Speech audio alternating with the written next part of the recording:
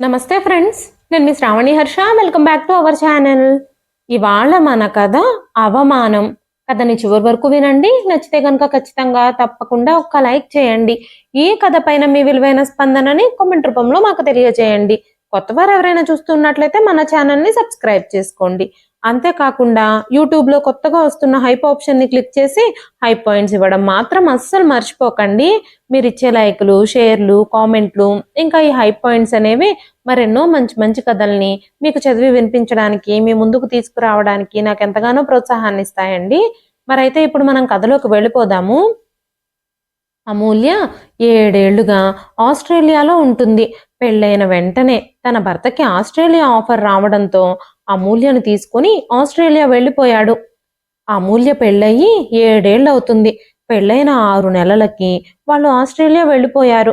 ఈ 7 ఏళ్లలో ఒక్కసారి కూడా ఇండియా రాలేకపోయింది అమూల్య. ఆస్ట్రేలియా వెళ్ళిన 1 సంవత్సరం తరువాత అమూల్యకి కమల పిల్లలు పుట్టారు. వాళ్ళని పెంచడానికి, వాళ్ళని జాగ్రత్తగా చూసుకోవడానికి 4 ఏళ్ళు ఎలా గడిచిపోయిందో తనకే తెలియలేదు. పిల్లలు కాస్త పెద్దవాళ్ళయ్యాక ఇండియాకి రావాలి అని ప్లాన్ చేశారు. అయితే వాళ్ళు ఇండియా వద్దామనుకున్న టైంలోనే దేశంలో కరోనా మహమ్మారి విజృంభించడంతో ప్రపంచవ్యాప్తంగా లాక్డౌన్ పరిస్థితి నెలకొంది. ఎవ్వరూ ఎక్కడికి కదలడానికి లేకుండా పోయింది. ఎక్కడికక్కడ ట్రాన్స్పోర్ట్ సర్వీసులన్నీ నిలిచిపోయాయి. అన్ని ఫ్లైట్లు క్యాన్సిల్ అయిపోయాయి. ఈ కారణంగానే తను ఆ తర్వాత కూడా ఇండియాకి రాలేకపోయింది. ఇలా లాక్డౌన్ కారణంగా తను వేసుకున్న ప్లాన్లన్నీ కొలాప్స్ అయిపోయాయి. కాబట్టి 7 ఏళ్ల తరువాత తను చాలా ప్లాన్ చేసి, చాలా ఆశపడి ఇప్పుడు ఇండియా వస్తోంది. ఈ రోజు తను ఇండియాకు వస్తున్నందుకు, తన కుటుంబాన్ని కలవబోతున్నందుకు చాలా సంతోషంగా ఉంది తనకి. మొదటగా అమూల్య తన భర్త ఆనంద్ పిల్లల్ని తీసుకొని ఇండియాకి చేరుకోగానే అమూల్య వాళ్ళ అత్తామామల ఇంటికి వెళ్లారు. అక్కడ కొన్ని రోజులు ఉన్న తరువాత అమూల్య తన తల్లిదండ్రుల్ని కలవడానికి వెళ్ళాలి అని అనుకుంది. ఒక 3 నెలల నుంచి అమూల్య తన తల్లిదండ్రులతో ఫోన్లో కూడా మాట్లాడలేకపోయింది. తల్లిదండ్రులు ఫోన్లో కూడా దొరకకపోవడంతో తను చాలా ఇబ్బంది పడడం చూసి, అప్పటికే లాక్డౌన్ ఎత్తేయడంతో పరిస్థితులన్నీ బాగానే ఉండడంతో ఆనంద్ ఇండియా రావడానికి ప్లాన్ చేశాడు. అనుకున్నట్టుగానే అమూల్య, ఆనంద్ ఇద్దరూ ఇండియాకి చేరుకున్నారు. అత్తామామల ఇంట్లో ఒక 4-5 రోజులున్న తర్వాత తను పుట్టింటికి వెళ్ళాలి అని అనుకుంది అమూల్య. చుట్టాలు, బంధువులు అందరినీ కలుసుకొని కొన్ని రోజులు ఆనందంగా గడిపారు. ఇప్పుడిక అమూల్య మనసు పదే పదే అమ్మ వాళ్ళ ఇంటి వైపు పరుగులు తీస్తోంది. ఎప్పుడెప్పుడు వెళ్ళి నా తల్లిదండ్రుల్ని కలవాలా, ఎప్పుడెప్పుడు వెళ్ళి నా తల్లిని కౌగిలించుకోవాలా అని అమూల్య ఆలోచిస్తూ ఉంది. నేను వాళ్ళని చాలా ఏళ్లుగా చూడలేదు, కొన్నాళ్ల నుంచి మాట్లాడడం కూడా కుదరలేదు అని ఆలోచిస్తూనే ఉంది అమూల్య. అత్తమామల ఇంట్లో చుట్టాలందరి రాకపోకలతో వారం రోజులు గడిచిపోయాయి. వారం తరువాత అమూల్య తన పుట్టింటికి వెళ్ళడానికి రెడీ అవుతూ ఉంది. ఆమె తన పిల్లల్ని కూడా రెడీ చేస్తూ ఉంది. అమూల్య కూడా రెడీ అయిపోయి ఇక బయలుదేరదాం అని అనుకుంటూ ఉన్నప్పుడే అమూల్య ఆడపడుచు వాళ్ళ కుటుంబ సభ్యులందరూ వాళ్ళ ఇంటికి వచ్చారు. ఇక వాళ్ళకి భోజనాలు, టీలు, టిఫిన్లు, స్నాక్స్ ఇవన్నీ రెడీ చేయడంలో అమూల్య బిజీ అయిపోయింది. వంటగదిలో పనిచేస్తూనే అమూల్య చాలా ఆలోచిస్తూ ఉంది. ఎన్నో ఏళ్ల తర్వాత ఇండియాకు వచ్చాము, కానీ అమ్మా నాన్నని కలవడానికి వెళ్ళలేకపోతున్నానే, రోజు ఏదో ఒక అడ్డంకి వస్తూనే ఉంది అని బాధపడుతూ ఉంది అమూల్య. ఈ రోజు కూడా అమ్మ వాళ్ళ ఇంటికి వెళ్ళడానికి కుదరలే లేదు అని నిరాశ చెందింది కూడా అమూల్య. అమూల్య తన తండ్రికి ముద్దుల కూతురు. అమూల్యని తన తండ్రి చాలా ముద్దుగా చూసుకునేవాడు. అమూల్యకి ఒక అన్నయ్య కూడా ఉన్నాడు. వంటగదిలో నిలబడి వంట చేస్తూ ఉండగానే అమూల్య తన పాత జ్ఞాపకాల్లో కూరుకుపోయింది. అమూల్య తండ్రి రఘురాం గారు ఆఫీస్ నుంచి ఇంటికి రాగానే ముందుగా అమూల్యనే పిలిచేవారు. అమూల్య, ఎక్కడున్నావు? ఏం చేస్తున్నావమ్మా? నా కోసం కాస్త నీళ్లు తీసుకురా అంటూ పిలిచేవారు. అమూల్య గబగబా తన తండ్రికి మంచినీళ్లు తీసుకెళ్ళిచ్చేది.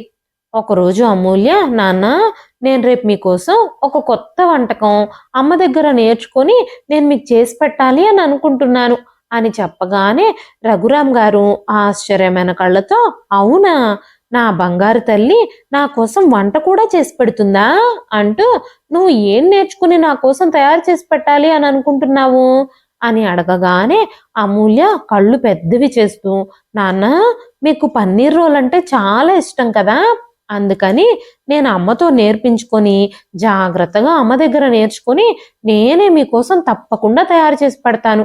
రేపు మీరు ఆఫీస్ నుంచి తొందరగా రావాలి అని చెప్పగానే రఘురామ్ గారు చాలా సంతోషించారు. తప్పకుండా ఆఫీస్ నుంచి తొందరగా వచ్చేస్తాను, ఆఫీస్ వదలడమే ఆలస్యం, చిటికెలో ఇంట్లో ఉంటాను అని చెప్పి అమూల్యకి ప్రామిస్ చేశారు. తర్వాత రోజు రఘురామ్ గారు ఇంట్లోకి వస్తూనే అమూల్య చేసిన పన్నీర్ రోల్ వాసన చూసి, వావ్ అమూల్య, స్మెల్ ఎంత టెంప్టింగ్ గా ఉందో, చూడ్డానికి కూడా ఎంత డెలిషియస్ గా కనిపిస్తుందో నీ పన్నీర్ రోలు, ఇంకా టేస్ట్ చేస్తే ఎలా ఉంటుందో, నేను ఇప్పుడే ఫ్రెష్ అయిపోయి వస్తాను, అంతలోపు టేబుల్ మీద అన్ని అరేంజ్ చేసేయి అంటూ గబగబా కాళ్ళు చేతులు ముఖము కడుక్కొని వచ్చారు. రఘురామ్ గారు టేబుల్ దగ్గరకు వచ్చి టేబుల్ ముందు కూర్చొని, వావ్ ఈ రోజు వాతావరణం చాలా బాగుంది, ఈ టైంలో పన్నీర్ రోల్ తింటే చాలా బాగుంటుంది అంటూ అమూల్య చేసిన పన్నీర్ రోల్ని టేస్ట్ చేశారు. ఈ రోజు అమూల్య తన తండ్రి కోసం మొదటిసారిగా ఒక వంటకాన్ని ట్రై చేసింది. ఏ తప్పు జరగకుండా చాలా జాగ్రత్తగా పనిచేసింది అమూల్య. పన్నీరు, కూరగాయలు అవన్నీ స్వయంగా అమూల్యనే కట్ చేసింది.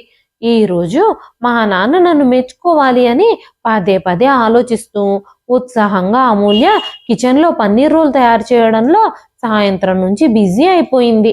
రోల్ తయారు చేసి ట్రేలో ఉంచి దాన్ని వీడియోలో చూపించినట్టుగా చాలా అందంగా అలంకరించింది.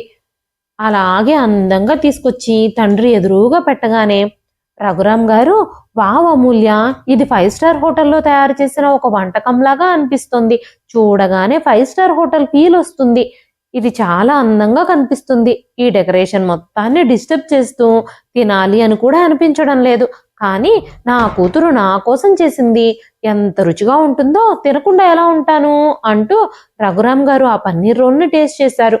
చాలా బాగా చేసావు అమూల్య అంటూ అమూల్యని అప్రిషియేట్ చేశారు.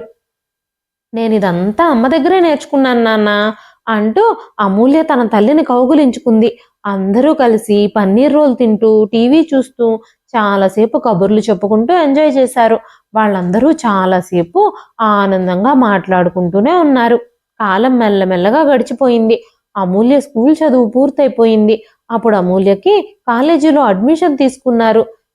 అమూల్య చాలా తెలివైంది, చాలా బాగా చదివేది. కాలేజీ చదువు పూర్తి కాగానే మంచి ప్యాకేజీతో ఒక ఎంఎన్సి కంపెనీలో అమూల్యకి ఉద్యోగం వచ్చింది. అమూల్య పడిన కష్టానికి, రఘురామ్ గారు, జానకి గారులు పడిన కష్టానికి కూడా ఆ రోజు ఫలితం దక్కిందని అందరూ చాలా సంతోషించారు.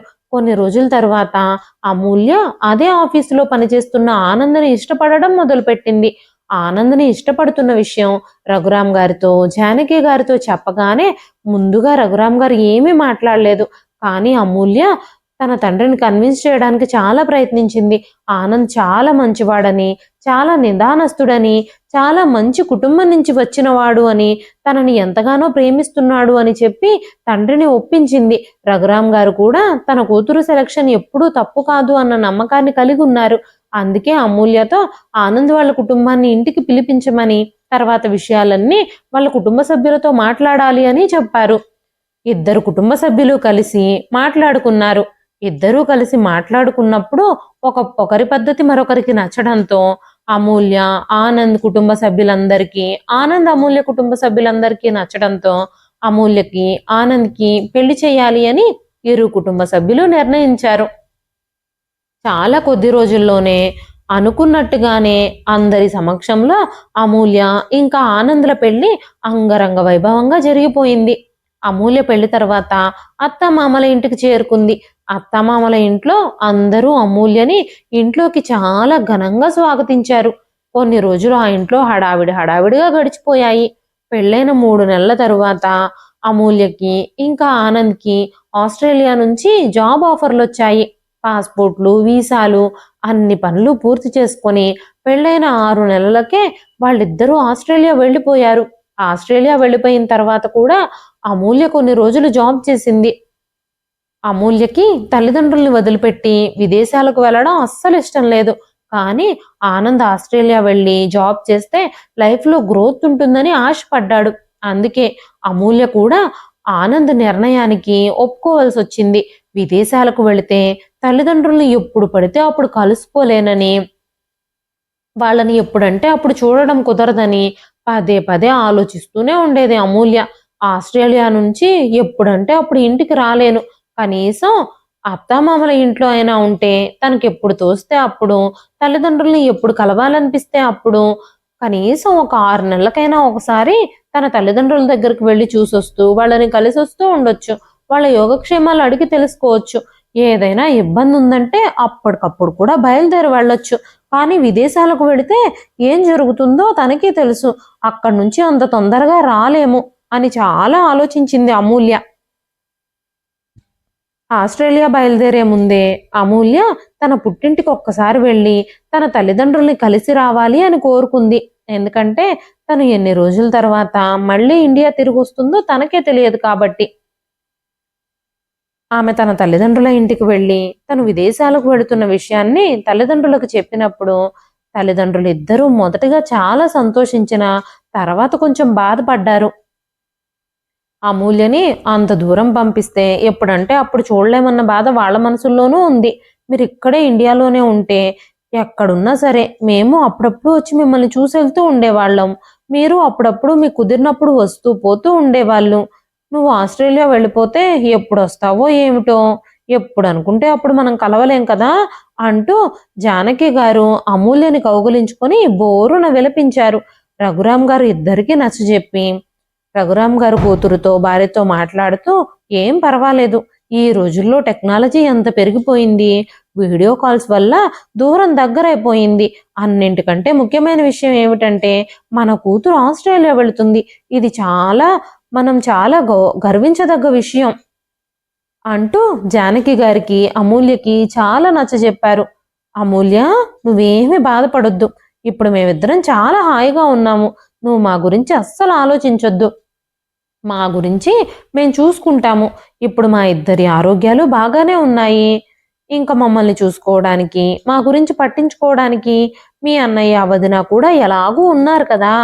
అస్సలు మీరు కంగారు పడొద్దు అని తండ్రి నచ్చజెప్పడంతో అమూల్య కాస్త ధైర్యం తెచ్చుకొని ధైర్యంగా తల్లిదండ్రులకు వీడ్కోలు చెప్పి అత్తగారింటికి వచ్చేసింది. మరుసటి వారమే తన ఆస్ట్రేలియా ప్రయాణం. తల్లిదండ్రులు, అన్నయ్య, వదిన, అత్తగారింటి వాళ్ళందరూ కూడా ఎయిర్పోర్ట్కి వచ్చారు. అమూల్యని, ఆనంద్ని సెండ్ ఆఫ్ ఇచ్చి మరీ ఫ్లైట్ ఎక్కించారు. అమూల్య, ఆనంద్ ఆస్ట్రేలియా చేరుకున్న తర్వాత కొన్ని రోజులు ఇద్దరు ఉద్యోగాలు చేసుకుంటూ బిజీగా గడిపేశారు. ఆ తర్వాత కొన్ని రోజులకే అమూల్య ప్రెగ్నెంట్ అవ్వడంతో డెలివరీ టైంకి ఉద్యోగం మానేసింది. తన కడుపులో కమలలు ఉండడంతో డాక్టరు ఆ టైంలో ఇండియాకి జర్నీ చేయడం మంచిది కాదు అని చెప్పి, జర్నీ వల్ల డెలివరీ కాంప్లికేట్ అయ్యే ప్రమాదం ఉందని, ప్రెగ్నెన్సీలో కూడా చాలా ఇబ్బందులు ఎదుర్కోవాల్సి వస్తుందని డాక్టర్ చెప్పడంతో అమూల్య డెలివరీకి కూడా ఇండియా రాలేకపోయింది. ఆ విధంగా అమూల్య ఇండియాకి దూరమై 7 సంవత్సరాలు గడిచిపోయాయి. ఈ రోజే తను ఇండియాకు వచ్చింది. కానీ తన పుట్టింటికి వెళ్లే సమయంలో ఏదో ఒక అడ్డంకి వస్తూనే ఉంది అని ఆలోచించుకుంటూ ఉండగానే అమూల్యని తన అత్తగారు పిలిచారు. అమూల్య, టీ రెడీ అయితే తీసుకురా అమ్మా అన్న పిలుపుతో అమూల్య గతం నుంచి వర్తమానంలోకి వచ్చేసింది. ఆమె వెంటనే టీ కప్పుల్లో పోసేసి అందరికీ తీసుకెళ్ళిచ్చింది. అమూల్య తన తల్లిదండ్రుల మీద చాలా బెంగ పెట్టుకుంది. ఎందుకంటే తల్లిదండ్రులతో తను చాలా రోజుల నుంచి మాట్లాడలేకపోయింది. తను తన తల్లిదండ్రులకి ఎప్పుడు ఫోన్ చేసినా వాళ్ళ ఫోన్లు స్విచ్ ఆఫ్ అనే వస్తున్నాయి. తన అన్నయ్యకి, వదినికి ఫోన్ చేస్తే అమ్మా నాన్నల దగ్గర ఉన్న ఫోన్ పని చేయడం లేదు. మేము ప్రస్తుతానికి ఇంట్లో లేము, బయటకు వెళ్ళామని, లేదంటే ఆఫీస్లో ఉన్నామనో, లేదంటే ఏదైనా ట్రిప్కు వెళ్ళామనో ఇలా ఏదో ఒక సాకులు చెబుతూనే ఉండేవారు తప్ప తన తల్లిదండ్రులతో మాట్లాడిచ్చేవారే కాదు. ఇంటికి రాగానే ఎంత లేట్ అయినా పర్వాలేదు, కాల్ చేయమని అమూల్య ఎంతగా చెప్పినా కూడా వాళ్ళు తిరిగి కాలే చేసేవాళ్ళు కాదు. ఒకరోజు అమూల్య ఫోన్ చేసినప్పుడు తన అన్నయ్య ఫోన్ ఎత్తి అమ్మ నాన్న ఇద్దరూ పార్క్లో వాకింగ్కి వెళ్లారు అంటూ చెప్పాడు. అప్పుడు అమూల్య, నేను ఈరోజు ఎలాగైనా సరే అమ్మా నాన్నలతో మాట్లాడాలి, నువ్వు వెంటనే పార్క్ దగ్గరకు వెళ్ళి అమ్మా నాన్నల్ని పిలువు అని చెప్పగానే అమూల్య వదిన తన అన్నయ్య చేతిలో నుంచి ఫోన్ తీసుకొని, అమూల్య, మీ అమ్మా నాన్నలు ఇద్దరూ పార్కుకు వెళ్ళలేదు, ఊళ్ళో వాళ్ళందరూ తీర్థయాత్రలకు వెళుతూ ఉంటే మీ అమ్మ మీ నాన్న కూడా మేం కూడా వెళ్లాల్సిందే అని పట్టుబట్టారు, అందుకే వాళ్ళిద్దరినీ తీర్థయాత్రలకు పంపించాం మేము అంటూ చెప్పింది. వాళ్ళిద్దరూ ప్రస్తుతం ఇంట్లో లేరు, వాళ్ళ ఫోన్ కూడా పనిచేయడం లేదు, వాళ్ళు వెళ్ళిన ప్లేసెస్లో నెట్వర్క్ కూడా అవైలబుల్గా ఉండదు కదా, వాళ్ళిద్దరూ అయితే బాగానే ఉన్నారు, నువ్వేమీ కంగారు పడొద్దు అని చెప్పగానే అమూల్యకేదో అనుమానంగా అనిపించింది. అప్పటి వరకు పార్క్లో వాకింగ్ చేస్తున్నారు అని అన్నయ్య చెప్పాడు. తన తల్లిదండ్రులకి ఫోన్ ఇవ్వమని పట్టుపట్టడంతో అమ్మా నాన్నలు అక్కడ లేరు, తీర్థయాత్రలకు వెళ్లారు అని వదిన చెబుతుంది.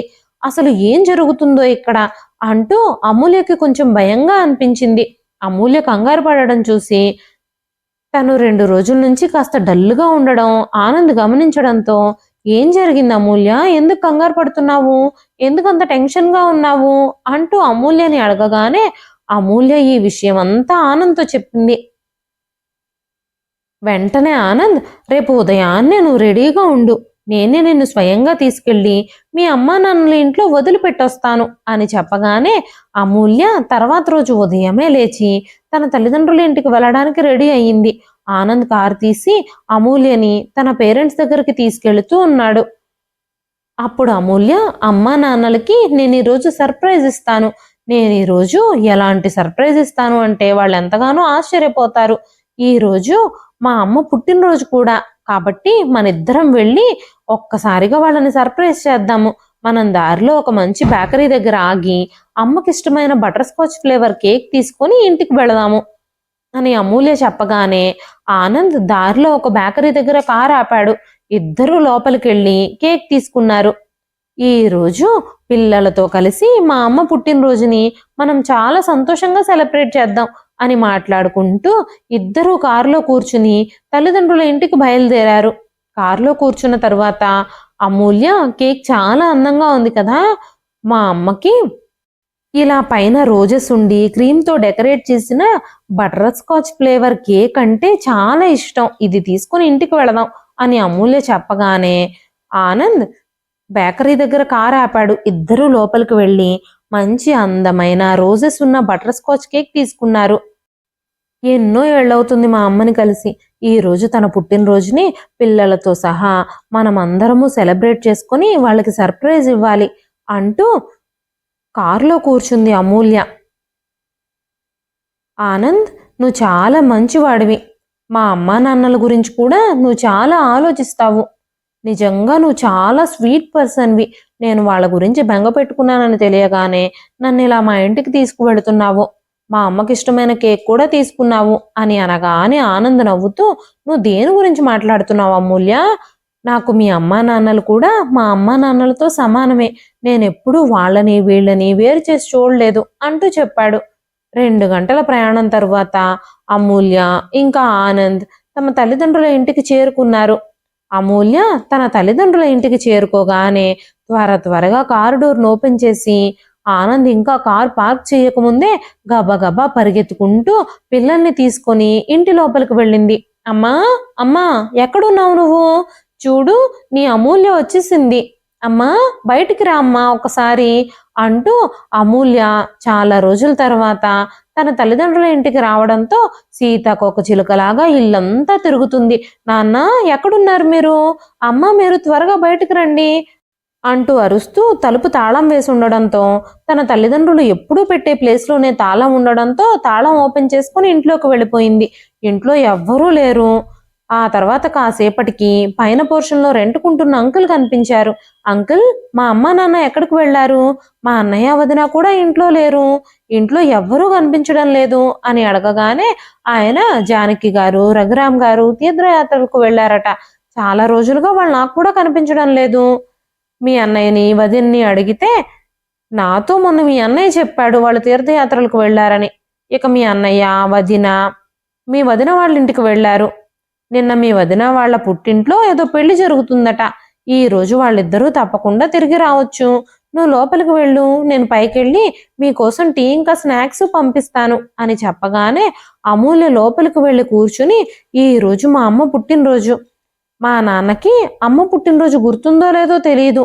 అమ్మా నాన్నలు తీర్థయాత్రలో ఉన్నారు.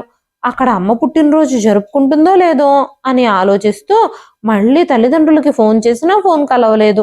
ఫోన్ ఎన్నిసార్లు ట్రై చేసినా స్విచ్ ఆఫ్ అనే వస్తుంది. ఎవ్వరూ లేరు. ఇక్కడ కూర్చుని మాత్రం ఏం చేస్తాం? కనీసం గుడికన్నా వెళ్ళి అమ్మ పేరు మీద అర్చన చేయిద్దాం అనుకుంది అమూల్య. తన చిన్నప్పటి నుంచి ఇంటి దగ్గరలో ఉన్న గుడికి వెళ్లే అలవాటు ఉంది తనకి.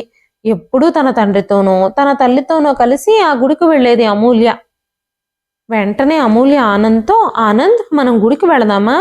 ఇంట్లో ఎవ్వరూ లేరు కదా, మనం మాత్రమే ఇక్కడ కూర్చొని ఏం చేస్తాము? మనం గుడికి వెళ్ళి మా అమ్మ పేరు మీద అర్చన చేపిద్దాం. ఈ రోజు మా అమ్మ పుట్టినరోజు కదా అని చెప్పగానే ఇద్దరూ కలిసి మళ్ళీ గుడికి బయలుదేరారు. గుడి దగ్గరలోనే ఒక వృద్ధాశ్రమం కూడా ఉంది. అమూల్య తన తల్లిదండ్రుల కోసం గుడిలో అర్చన చేయించి గుడి నుంచి వచ్చాక వృద్ధాశ్రమంలోకి వెళ్ళి అక్కడ ఉన్న వృద్ధులతో కాసేపు మాట్లాడింది.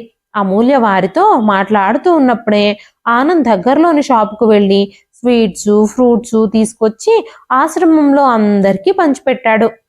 ఆ వృద్ధాశ్రమంలో ఉన్న ప్రతి ఒక్కరూ అమూల్యని, ఆనంద్ని, వాళ్ళ పిల్లల్ని చల్లగా ఉండాలి అని ఆశీర్వదించారు. అమూల్య, ఆనంద్ పిల్లలతో కలిసి వృద్ధాశ్రమం నుంచి బయటకు వచ్చారు. ఆశ్రమంలో కాసేపు ఆ పెద్దవాళ్లతో గడిపి బయటకు వచ్చాక అమూల్యకి చాలా రిలీఫ్గా అనిపించింది. తర్వాత ఇద్దరూ కారులో కూర్చుని ఇంటికి బయలుదేరారు. అప్పుడు అమూల్యకి హైవే పై నుంచి వెళుతూ ఉన్నప్పుడు కింద వైపు రోడ్డు మీద ఉన్న వ్యక్తులలో ఇద్దరు వ్యక్తులు తన తల్లిదండ్రుల్లాగా అనిపించారు. మా అమ్మా నాన్న ఇక్కడెలా ఉంటారు అని ఆలోచిస్తూ ఉంది అమూల్య. అయినప్పటికీ తన మనసులో ఉన్న గందరగోళాన్ని తను తట్టుకోలేక ఆమె ఆనంద్తో, ఆనంద్ ఒక్కసారి కార్ని రివర్స్ చెయ్యి, హైవే కిందకి తీసుకుపదా, హైవే కింద మా అమ్మా నాన్న నిలబడినట్టుగా నాకు అనిపించింది అని చెప్పగానే వెంటనే ఆనంద్ కార్ని వెనక్కి తిప్పి హైవేకి కింది వైపుగా తీసుకెళ్లాడు. అక్కడికి వెళ్ళి చూడగానే ఒక్కసారిగా అమూల్య కళ్ళు బయర్లు కమ్మాయి. తన పాదాల కింద నుంచి నేల జారిపోయింది. అమూల్య తల్లిదండ్రులిద్దరూ చిరిగిన బట్టలతో నిస్సహాయ స్థితిలో నిలబడి ఉండడం అమూల్య చూసింది. అమూల్య తండ్రి చేతిలో కొన్ని పెన్నులు ఉన్నాయి. రఘురాం గారు దారిలో వచ్చేపోయే వ్యక్తులని ఆపుతూ ఆ పెన్నుల్ని కొనమని అడుగుతూ వాటిని అమ్ముతున్నారు. బాబు, ఒక్క పెన్ను తీసుకోండి, ఉదయం నుంచి ఏమీ తినలేదు, ఉదయం నుంచి నా భార్య నేను చాలా ఆకలితో ఉన్నాము, మీరు ఒక్క పెన్ను తీసుకుంటే మాకు చాలా సహాయం చేసిన వాళ్ళు అవుతారు అంటూ దారిలో వచ్చేపోయే వాళ్ళందరినీ ఆపుతూ వాళ్ళని బ్రతిమాలుతూ ఉన్నారు. కొందరైతే వాళ్ళని చీతరించుకుంటున్నారు, కొందరైతే పక్కకు నెడుతున్నారు, కొందరు ఎంత ప్రాధేయపడుతున్నా పట్టించుకోనట్టే వెళ్ళిపోతున్నారు. ఆ దృశ్యం చూసిన అమూల్యకి తన గుండెను ఎవరో గట్టిగా పిండుతున్నట్టుగా అనిపించింది. అమూల్య మెల్లగా తన తల్లిదండ్రుల దగ్గరికి వెళ్ళగానే వృద్ధాప్యం కారణంగా తన తల్లిదండ్రుల కళ్ళు మసకబారినట్టున్నాయి. వాళ్ళు అమూల్యని చూడగానే గుర్తించలేకపోయారు. అమ్మా, ఈ పెన్ను తీసుకోండి, ఉదయం నుంచి మేమిద్దరం ఏమీ తినలేదు, ఈ పెన్నులమ్మడం ద్వారా వచ్చే డబ్బులతోనే మేము మా కడుపును నింపుకుంటున్నాం, ఈ రోజు ఒక్క పెన్ను కూడా అమ్ముడుపోలేదు, ఉదయం నుంచి ఖాళీ కడుపుతోనే ఉన్నాము, కనీసం టీ కూడా తాగలేదు, ఎవరైనా ఒక్క పెన్ను కొంటారేమో, ఏదైనా తినొచ్చు అన్న ఆశతో తిరుగుతూ ఉన్నాం అని చెబుతూ ఉండగానే అమూల్య కళ్ళల్లోంచి కన్నీళ్లు కారుతూనే ఉన్నాయి. అమూల్య మౌనంగా నిలబడి కన్నీళ్లు కారుస్తూ తల్లిదండ్రుల వైపే చూస్తూ ఉంది. రఘురాం గారికి, జానకమ్మ గారికి కాసేపటి తర్వాత అమూల్య ఎవ్వరు అనేది అర్థం కాలేదు. వెంటనే అమూల్య, అమ్మా, నాన్న, మీరు ఈ స్థితిలోకి ఎలా వచ్చారు, ఇక్కడెందుకున్నారు, మీరు మన ఇంట్లో ఉండాలి కదా, మీ పరిస్థితి ఇంత దారుణంగా ఎలా తయారైంది, అసలు ఏం జరిగింది, మీరు ఇలా రోడ్ల మీద పెన్నులు అమ్ముకోవడం ఏమిటి, మీరు అసలు ఎప్పుడు ఈ విషయాల గురించి నాతో ఎందుకు చెప్పలేదు, నేను ఎప్పుడు ఫోన్ చేసినా సరే మీ ఫోన్ స్విచ్ ఆఫ్ అనే వస్తుంది అంటూ అమూల్య గట్టి గట్టిగా ఏడవడం మొదలుపెట్టింది. అమ్మా, నాన్న, అసలు ఏం జరిగిందో ఆ విషయం నాకు చెప్పండి. నా హృదయం చాలా ఉద్వేగంగా ఉంది అని అమూల్య మాట్లాడుతూ ఉండగానే అప్పటికి గాని గుర్తుపట్టారు అమూల్య తల్లిదండ్రులు ఇద్దరూ అమూల్యని. ఒక్కసారిగా వాళ్ళిద్దరూ అమూల్యని కౌగిలించుకున్నారు. ముగ్గురూ కలిసి చాలాసేపు ఏడ్చారు. అమూల్య ముందుగా తన తల్లిదండ్రులు ఇద్దరి బట్టలు మార్పించింది. హోటల్కి తీసుకెళ్లి వాళ్ళిద్దరికీ కడుపు నిండా భోజనం పెట్టించింది. భోజనం చేసిన తర్వాత అప్పుడు అమూల్య వాళ్ళిద్దరిని కారులో కూర్చోబెట్టి ప్రశాంతంగా అడిగింది, ఇప్పుడు చెప్పండి అమ్మా, అసలు ఏం జరిగింది, అసలు మీకు ఇలాంటి పరిస్థితి ఎలా వచ్చింది అని. కానీ అమూల్య చాలాసేపు అడిగిన తర్వాత గాని జానకమ్మ గారు నోరు విప్పారు. అమ్మా అమూల్య, నువ్వు విదేశాలకు వెళ్ళిన తర్వాత మీ అన్నయ్య వదిన ఇద్దరి రూపురేఖలు మారిపోయాయి. వాళ్ళిద్దరూ మాతో తప్పుగా ప్రవర్తించడం ప్రారంభించారు. కొడుకు కోడలు మాతో సరిగ్గా మాట్లాడేవారే కాదు. కోడలు నన్ను ఆ ఇంటికి పని మనిషిని చేసేసింది. నాతోనే ఇంట్లో పనులన్నీ చేయిస్తూ మీ వదిన మాత్రం మంచం దిక్కుండా రోజంతా హాయిగా రెస్ట్ తీసుకుంటూ ఫోన్ చూసుకుంటూ ఉండేది. బయట పనులన్నీ మీ నాన్నగారితో చేయించేది. మీ నాన్నగారు రిటైర్ అయిన తర్వాత వచ్చిన డబ్బులన్నీ మీ అన్నయ్య వ్యాపారంలో పెట్టుబడి పెట్టమని అడిగితే ఆ డబ్బులన్నీ కొడుకు మీద ప్రేమతో నమ్మకంతో ఆయన మీ అన్నయ్యకి ఇచ్చేశారు. ఒక్క పైసా కూడా మా కోసం ఉంచుకోలేదు. మీ అన్నయ్య కూడా ఒక్క రూపాయి మాకు దక్కనివ్వలేదు. మీ అన్నయ్య వదిన మేము చేసిన సేవింగ్స్ డబ్బులన్నీ అవసరాలకని ఆపదలో ఉన్నామని చెప్పి ఇద్దరూ మా దగ్గర నుంచి తీసేసుకున్నారు. నీకు తెలియందేముంది, మీ నాన్న ప్రైవేట్ ఉద్యోగం చేయడం వల్ల ఆయనకు రిటైర్మెంట్ బెనిఫిట్స్ అయితే వచ్చాయి, కానీ పెన్షన్ మాత్రం రావడం లేదు. మా దగ్గరున్న సేవింగ్స్ డబ్బులు రిటైర్మెంట్ డబ్బులు అన్నీ లాక్కున్న తర్వాత మమ్మల్ని ఇద్దరిని పని మనుషుల కంటే దారుణంగా చూడడం మొదలు పెట్టారు కొడుకు కోడలు. క్రమక్రమంగా మా ఇద్దరిపై అణచివేత పెరిగింది. భోజనం కోసం కూడా మేమిద్దరం అల్లాడిపోవలసి వచ్చింది. ఇంటి పనులన్నీ చేసినా సరే మీ వదిన మాకు కడుపు నిండా అన్నమే పెట్టేది కాదు. వృద్ధాప్యంలో సరైన ఆహారం తీసుకోకపోవడం వల్ల పడుతున్న టెన్షన్స్ వల్ల మీ నాన్నగారి ఆరోగ్యం క్షీణించడం ప్రారంభించింది. నా దగ్గర వాళ్ళకు తెలియకుండా దాచుకున్న కొంత డబ్బు ఉంది. ఆ డబ్బులతో మీ నాన్నగారిని హాస్పిటల్కి తీసుకెళ్తే మీ నాన్నకి షుగర్ వచ్చిందని డాక్టర్లు చెప్పారు.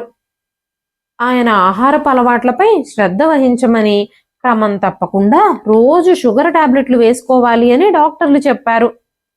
ఆ నెలకి నా దగ్గరున్న డబ్బులతో మందులు తీసుకొచ్చాను. ఆ తర్వాత నెలలో హాస్పిటల్కి తీసుకెళ్ళమని మీ అన్నయ్యని అడిగితే మీ అన్నయ్య చాలా కోపం తెచ్చుకున్నాడు. నేను మిమ్మల్ని ఎక్కడికి తీసుకువెళ్ళలేను. ఇప్పుడు మీకు వైద్యం చేయించడానికి నా దగ్గర డబ్బులు లేవు అని చెప్పి నిర్లక్ష్యంగా వ్యవహరించాడు. క్రమక్రమంగా మీ నాన్నగారి ఆరోగ్యం రోజు రోజుకు క్షీణిస్తూ వచ్చింది. ఇంటి పనులు కూడా చేయలేకపోతున్నారు. మార్కెట్కి వెళ్ళి కూరగాయలు తేవాలంటే ఆయనకి చాలా ఇబ్బంది అయిపోతుంది. సరుకులు తేవాలన్నా కూరగాయలు తేవాలన్నా మార్కెట్ వరకు ఆయన వెళ్ళలేకపోతున్నారు. ఒకవేళ మార్కెట్కి వెళ్ళినా కూడా ఆయన కళ్ళు తిరిగి ఎక్కడో చోట కూర్చుండిపోయేవారు. ఆయన షుగర్ లెవెల్స్ అప్పుడప్పుడు పెరుగుతూ తగ్గుతూ వచ్చేవి. ఇలా మీ నాన్నగారు ఏ పనులు చేయలేకపోవడంతో నేను కూడా ఓపిక సన్నగిల్లి ఇంట్లో పనులేవి చేయలేకపోవడంతో మీ వదిన ఈ ముసలాళ్ళిద్దరి వల్ల మనకి ఎలాంటి ఉపయోగము లేదు, వీళ్ళిద్దరిని ఇంట్లో నుంచి గెంటేద్దాం అని చెప్పి మీ అన్నయ్యను ఒప్పించింది. మమ్మల్ని ఇద్దరిని వాళ్ళిద్దరూ కలిసి ఇంటి నుంచి బయటకు గెంటేశారు అని చెప్పారు జానకి గారు. తల్లి మాటలు వినగానే అమూల్య కళ్ళల్లో నిరంతరంగా కన్నీళ్లు కారుతూనే ఉన్నాయి. కన్నీళ్లు మాత్రం ఆగడం లేదు. అమూల్య తండ్రి రఘురాం గారు కూడా ఏడుస్తూనే ఉన్నారు. ఆనంద్ ఆ ముగ్గురిని ఓదార్చాడు. వెంటనే అమూల్య, అమ్మా నాన్న, మీరేమీ కంగారు పడకండి, నేను ఇప్పుడే ఇండియాకు వచ్చాను. ఇప్పుడు నేను మీ సమస్యలన్నింటినీ తీర్చేస్తాను. మీరు పోగొట్టుకున్నదంతా తిరిగి మీకు ఇప్పిస్తాను. ఆ ఇల్లు, మన ఆస్తిపాస్తులు, అన్నయ్య చేసే వ్యాపారం అంతా మీ శ్రమతోనే సాధించారు. ఆ ఇల్లు కట్టడానికి నువ్వు ఎంత కష్టపడ్డావో నాకు ఇంకా గుర్తుంది. ఆ ఇల్లు కట్టేటప్పుడు అమ్మ మీరు ఎంత కష్టపడ్డారో, ఎన్ని కలలు కన్నారో, ఆ ఇంట్లో ఎంత సంతోషంగా బ్రతకాలని కలలు కన్నారో నాకు బాగా తెలుసు. ఆ ఇంట్లోనే మనందరి జ్ఞాపకాలు ఉన్నాయి. మీ కొడుకు కోడలు మీ ఇద్దరిని సొంత ఇంటి నుంచే గెంటేశారు. అన్నయ్యకి వదినకి ఆ ఇంట్లో నివసించే హక్కే లేదు అంటూ అమూల్య తన తల్లిదండ్రుల్ని ఇంటికి తీసుకుని వెళ్ళింది. దారిలో తల్లిదండ్రులకి కొత్త బట్టలు కూడా కొనిచ్చింది. అమ్మా నాన్న, మీరిద్దరూ స్నానం చేసి కొత్త బట్టలు వేసుకోండి అంటూ చెప్పింది. నాన్న, ఈరోజు అమ్మ పుట్టినరోజు గుర్తుందా? అందుకే ఆనంద్ అమ్మకి ఇష్టమైన బటర్ స్కాచ్ కేక్ తీసుకొచ్చాడు అని చెప్పి తల్లిదండ్రులు ఇద్దరిని రెడీ చేసి అందరూ కలిసి ఆ రోజు కేక్ని కట్ చేశారు. ఆనంద్ ఆన్లైన్లో ఫుడ్ ఆర్డర్ చేశాడు. అప్పుడు అమూల్య, ఖచ్చితంగా పన్నీర్ రోల్ ఆర్డర్ చేయండి, మా నాన్నగారికి పన్నీర్ రోల్ అంటే చాలా ఇష్టం అంటూ చెప్పింది. అందరూ కూర్చుని భోజనాలు చేయడం మొదలుపెట్టారు. అప్పుడే అమూల్య వాళ్ళ అన్నయ్య వదిన ఇద్దరూ ఇంట్లోకి వచ్చారు. వాళ్ళిద్దరూ ఇంట్లోకి అడుగు పెట్టగానే ఇంట్లో ఉన్న జానకమ్మ గారిని రఘురామ్ గారిని చూడగానే ఇద్దరి కోపము ఆకాశాన్ని తాకింది. మళ్ళీ ఇంటికి తిరిగి రావడానికి మీ ఇద్దరికి ఎంత ధైర్యం? ఈ ఇంటికి రమ్మని మిమ్మల్ని ఎవరు అడిగారు? మిమ్మల్ని మేము ఇంట్లో నుంచి గెంటేశాం కదా, అలాంటప్పుడు మళ్ళీ మీరు ఈ ఇంటికే తిరిగి ఎందుకు వచ్చారు? ఇది నా ఇల్లు, మీరు ఇప్పుడే ఇంటి నుంచి బయటకు నడవండి, లేకపోతే నేను మిమ్మల్ని మళ్ళీ బయటకు నెట్టేస్తాను అనగానే అప్పుడే అమూల్య గదిలో నుంచి బయటకు వచ్చి, నేనే నా తల్లిదండ్రుల్ని ఇంటికి తీసుకొచ్చాను, ఇది నా తల్లిదండ్రుల ఇల్లు, నువ్వెవరు మా అమ్మా నాన్నల్ని ఇంట్లో నుంచి గెంటేయడానికి? వాళ్ళని ఇంట్లో నుంచి బయటకు గెంటేయడానికి అసలు మీకెంత ధైర్యం? ఈ ఇల్లు మీది కానే కాదు, మీకు అసలు కొంచెం కూడా సిగ్గు లేదు. ఈ ఇంటి మీద మీకు ఏ హక్కు ఉందని అమ్మా నాన్నల్ని వాళ్ళ సొంత ఇంటి నుంచి మీరు బయటకు పంపించేశారు? మీరిప్పుడు బాగా తాగున్నట్టున్నారు, ఇప్పుడు వెళ్ళి మీ గదిలో పడుకోండి, దీని గురించి నేను రేపు మాట్లాడతాను.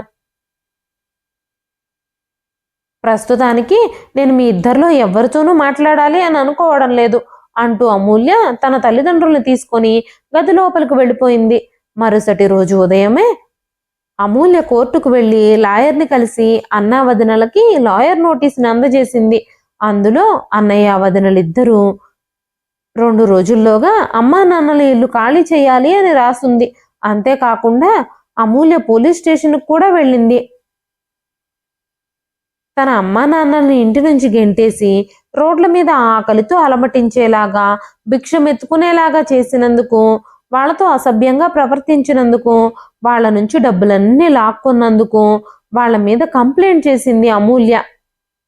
చెల్లెలు పంపించిన నోటీసులు అందగానే ఏం జరుగుతుందోనని భయపడి రఘురామ్ గారికి జానకమ్మ గారికి కొడుకు కోడలు ఇద్దరూ కలిసి క్షమాపణలు చెప్పడం మొదలుపెట్టారు. నాన్న, మమ్మల్ని క్షమించండి, మేము తప్పు చేశాము, తెలుసో తెలియకో మేము మీ పట్ల దురుసుగా ప్రవర్తించాము, దుర్మార్గంగా వ్యవహరించాము, మమ్మల్ని క్షమించి ఇంకా అందరం మనం ఇంట్లో కలిసి జీవిద్దాం, మేము ఇప్పుడు మిమ్మల్ని బయటకు పంపించము, మీరు ఎలా చెబితే అలాగే వింటూ ఉంటాము, మిమ్మల్ని జాగ్రత్తగా చూసుకుంటాము అని చెప్పగానే అమూల్య కోపంగా, మీ ముసలి కన్నీళ్లను చూసి ఇక్కడ జాలిపడే వాళ్ళెవ్వరూ లేరు, వృద్ధాప్యంలో వాళ్ళు సంపాదించిందంతా లాక్కొని వాళ్ళ ఇంటి నుంచి అమ్మా నాన్నల్ని రోడ్డు మీదకు గెంటేసి నిలువ నీడ లేకుండా రోడ్లు పట్టుకుని తిరిగేలా చేశారు కదా, మిమ్మల్ని క్షమించే ప్రసక్తే లేదు. ఒకవేళ అమ్మా నాన్న మిమ్మల్ని క్షమించాలి అని అనుకున్నా నేను మాత్రం వాళ్ళని క్షమించనివ్వను, ఇప్పుడు మీరిద్దరూ వెంటనే ఇంట్లో నుంచి బయటకు నడవండి అనగానే అమూల్య అన్నావదనలిద్దరూ తల్లిదండ్రులిద్దరికీ చేతులు జోడించి ప్రాధేయపడ్డం మొదలుపెట్టారు. తల్లిదండ్రుల కాళ్ళు కూడా పట్టుకున్నారు. వెంటనే రఘురామ్ గారు జానకి గారు కొడుకు కోడలితో, ఇన్నాళ్ళు మీరు చేసే అవమానాలతో అలసిపోయాం, ఇంకా మిమ్మల్ని మాతో పాటు ఉంచుకొని మిమ్మల్ని క్షమించి మళ్ళీ మీకు మమ్మల్ని హింసించే అవకాశం ఇవ్వాలి అని మేము అనుకోవడం లేదు అంటూ చెప్పారు. రఘురామ్ గారు కానీ జానకమ్మ గారిని కొడుకుని కోడల్ని క్షమించనే లేదు. వాళ్ళిద్దరూ కొడుకు కోడల్ని ఇంట్లో నుంచి బయటకు వెళ్లకుండా కూడా ఆపలేదు. ఎందుకంటే కొడుకు కోడలు తమ విషయంలో చేసిన దుర్మార్గాలన్నీ వాళ్ళకి గుర్తే ఉన్నాయి. వాళ్ళిద్దరూ ఆ విషయాల్ని మర్చిపోలేకపోతున్నారు. కొడుకుని కోడల్ని చూడగానే జానకమ్మ గారికి రఘురామ్ గారికి వాళ్ళని తమ ఇంట్లో నుంచి కొడుకు కోడలు బయటకు పంపించిన దృశ్యాలే మళ్ళీ మళ్ళీ గుర్తుకొస్తున్నాయి. ఈ రోజు అమూల్య గనక వచ్చి ఉండకపోతే వాళ్ళిద్దరూ రోడ్ల మీదే అడుక్కుంటూనే బ్రతకాల్సి వచ్చేది అనుకుంటూ వాళ్ళిద్దరూ బాధపడ్డారు. అమూల్య ఈరోజు మళ్ళీ వాళ్ళకి నిలువ నీడ కలిగేలా చేసింది. రోడ్ల మీద ఆకలితో అలమటించే బ్రతుకుకు స్వస్తి చెప్పించింది. వాళ్ళిద్దరినీ తిరిగి ఇంటికి తీసుకొచ్చింది. ఇదంతా నిజమని రఘురామ్ గారు జానకమ్మ గారు నమ్మలేకపోయారు. కలలో జరిగినట్టే అంతా జరిగిపోయింది. తల్లిదండ్రులు ఇద్దరూ సంతోషంగా అమూల్యని కౌగిలించుకున్నారు. అమూల్య అన్న వదినలిద్దరూ సిగ్గుతో తలదించుకొని ఆ ఇంటి నుంచి బయటకు నడిచారు. వాళ్ళు చేసిన దుర్మార్గాలకి పోలీసులు వాళ్ళని కస్టడీలోకి తీసుకున్నారు. రఘురామ్ గారు, జానకి గారు కొడుకు కోడలు చేసిన దుర్మార్గాలన్నింటికి కోర్టులో సాక్ష్యం చెప్పడంతో వాళ్ళిద్దరికీ కోర్టు శిక్ష విధించింది. రఘురామ్ గారు, జానకి గారు సొంత ఇంట్లో ఉంటూ పై పోర్షన్ నుంచి వచ్చే అద్దె డబ్బులతో తమ జీవితాన్ని సంతోషంగా గడుపుతున్నారు. ఇదండి ఈ రోజు కథ. ఈ కథ మీకు ఎలా అనిపించింది? కథ నచ్చితే ఒక లైక్ చేయండి. ఈ కథ పైన మీ విలువైన స్పందనని కామెంట్ రూపంలో మాకు తెలియజేయండి. మరెన్నో ఇలాంటి ఇంట్రెస్టింగ్ కథల కోసం మన ఛానల్ని సబ్స్క్రైబ్ చేసుకోండి. అంతేకాకుండా యూట్యూబ్లో కొత్తగా వస్తున్న హైప్ ఆప్షన్ని క్లిక్ చేసి హైప్ పాయింట్ ఇవ్వడం మాత్రం అస్సలు మర్చిపోకండి. మీరు ఇచ్చే లైక్లు, షేర్లు, కామెంట్లు, ఇంకా ఈ హై పాయింట్స్ అనేవి మరెన్నో మంచి మంచి కథల్ని మీకు చదివి వినిపించడానికి నాకు ఎంతగానో ప్రోత్సాహాన్ని ఇస్తాయండి. మరొక మంచి కథతో రేపు మళ్ళీ కలుస్తాను. అంతవరకు సెలవు. ఉంటానండి.